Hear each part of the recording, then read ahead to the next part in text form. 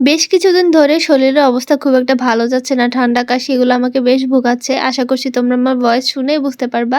Season change হলে আসলে সবারই এমন হয় টুকটাক। আসসালামু আলাইকুম, আমি ঐশী চলে এলাম তোমাদের জন্য একটা নতুন ভিডিও নিয়ে। ভিডিওটা কে কোথা থেকে দেখছো একটু কমেন্ট করে জানিয়ে দিও। আমার ফেসবুক পেজ থেকে দেখে থাকলে পেজটা লাইক করে দিও। ইউটিউব চ্যানেল থেকে দেখে থাকলে চ্যানেলটা সাবস্ক্রাইব করে দিও। পেজের নাম ঐশীস ব্লগ, ইউটিউব চ্যানেলের নাম ঐশী ভুঁইয়ান। আচ্ছা, তো ঠান্ডা লাগলে হচ্ছে মানে মুখের মধ্যে তো কোনো খাবারই খুব একটা ভালো লাগে না। মানে খাবারের সঠিক টেস্টটা পাওয়া যায় না আরকি। তবে টক জাতীয় খাবার খেতে আমার কেন জানি ঠান্ডা লাগলে ভালো লাগে খেতে আরকি। সেজন্য ভাবলাম যে টক জাতীয় কি আছে বাসার মধ্যে খুঁজে দেখি। পরে দেখলাম যে ফ্রিজের মধ্যে জলপাই রাখা আছে। পরে ভাবলাম যে ওকে ফাইন, জলপাই যেহেতু এবছর এখনো ট্রাই করা হয় নাই, সো জলপাই খেয়ে দেখি মুখের মধ্যে ভালো লাগে কিনা।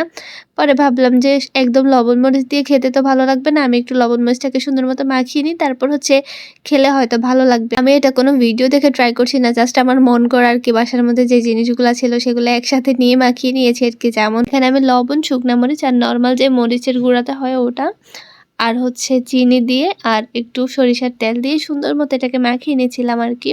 চিনিটা অবশ্যই দিবেন আপনারা যদি কেউ আমার ভিডিও দেখে ট্রাই করেন, কারণ চিনি দিলে হচ্ছে এটার টেস্ট অনেক বেশি ভালো লাগবে। কারণ এটা হচ্ছে জলপাই না, টক বেশি, যার কারণে চিনি দিলে টক, ঝাল, মিষ্টি সবকিছু থাকবে, যার কারণে ভালো লাগবে। আর এখানে সরিষার তেলটা অ্যাড করেছি যাতে আচার আচার টাইপের একটা ভাইব পাই। আমি জানি ভিডিওটা দেখার পর আপনাদের সবার জিভে জল আসছে, কারণ আমি ভিডিও যখন এডিট করতে বসছি না তখন দেখে আমার আবারও জিভে জল চলে আসতেছিল আরকি।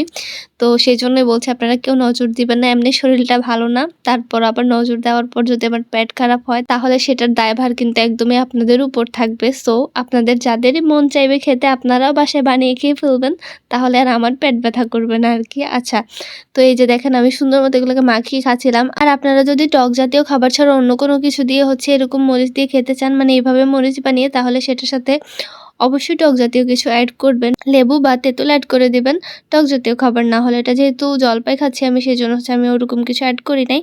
কিন্তু আপনারা যদি পেয়ারা বা পেঁপে এরকম জাতীয় কোনো খাবার খান আর কি এরকম কিছু দিয়ে এরকম মরিচ মাখিয়ে, তাহলে হচ্ছে অবশ্যই আপনারা টক জাতীয় কিছু অ্যাড করবেন। আমি জলপাইটা যখন খাচ্ছিলাম আমার একটা কথা খুব মনে পড়তেছিল, কারণ আমি কয়েকবার জলপাইটা খাওয়ার পর আমার দাঁত কেমন জানি টক হয়ে গেছে আর কি।